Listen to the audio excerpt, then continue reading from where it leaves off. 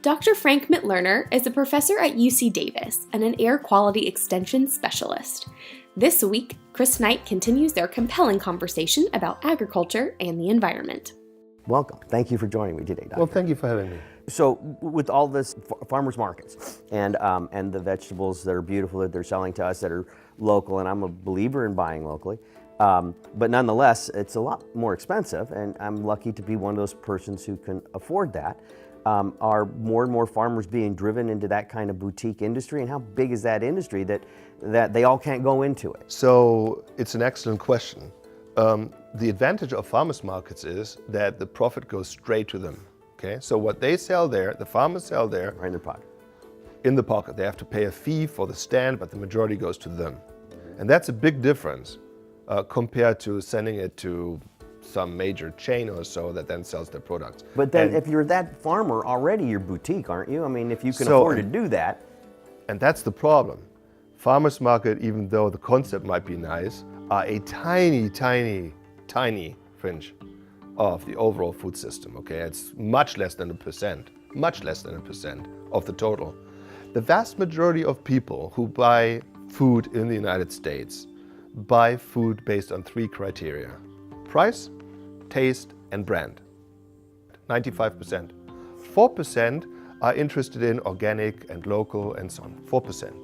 And then 1% is kind of the extreme, the fringe, the vegans that are really extreme about it and that want to be missionaries and Right. convince the rest of us to follow.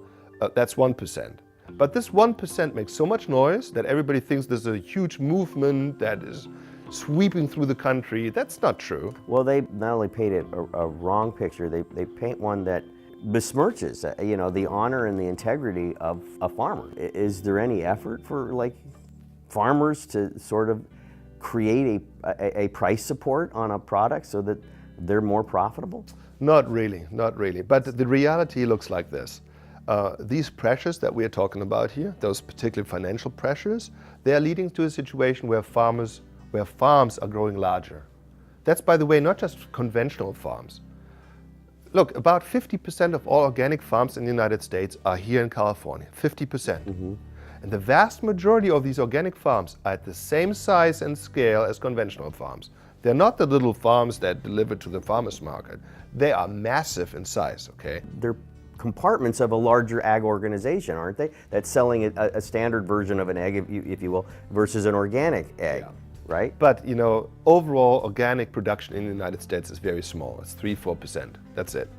And pastured eggs and so on, they are so small, I don't think you can even express it with numbers. I want to thank you today for joining us. I think that our eyes are a lot more open now after having this conversation with you. It makes me very happy. Thank you for coming, and I appreciate it. Thank you, Doctor. Thank you.